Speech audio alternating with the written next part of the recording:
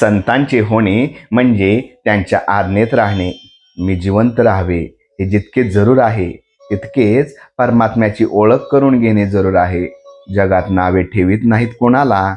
परमार्थाला वाहून घेतले तर प्रपंच नीट करीत नाही म्हणून नावे ठेवतात. तिकडे लक्ष देऊ नये. मनाच्या विषादाला कारण एकच असावे की मी अजून भगवंताचा झालो नाही. जो भगवंताच्या इच्छेने वागतो त्याचे चांगले होते.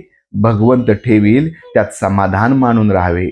भगवंताचे रूप आनंदमय आहे आणि सृष्टीचा क्रमच असा आहे की तो माणसाला आनंदाप्रत पोचवित असतो.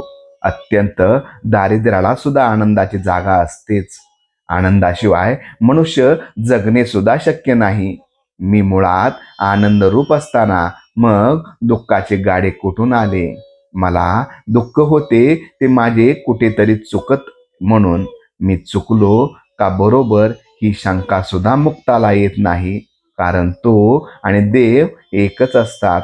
बद्दालाही शंका येत नाही, कारण देव जाणतच नाहीत. सर्व काही मी करतो आणि देव नाहीच म्हणून म्हणतो. मुमुक्षुला मात्र ही तळमळ लागते.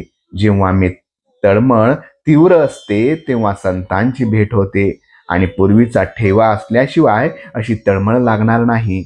आपण संतांचे होऊन राहावे. त्यांचे झालो म्हणजे त्यांच्याशिवाय आपल्याला कोणी नाही असे वाटले पाहिजे. संतांचे होणे म्हणजे त्यांच्या आज्ञेत वागणे. ते सांगतील तसे करावे, ते वागतील तसे नाही वागू. सत्याची संगत धरली म्हणजे सत्संगती मिळते. कशाचीही आसक्ती न धरता जगात वागणे हेच मुक्तांचे लक्षण.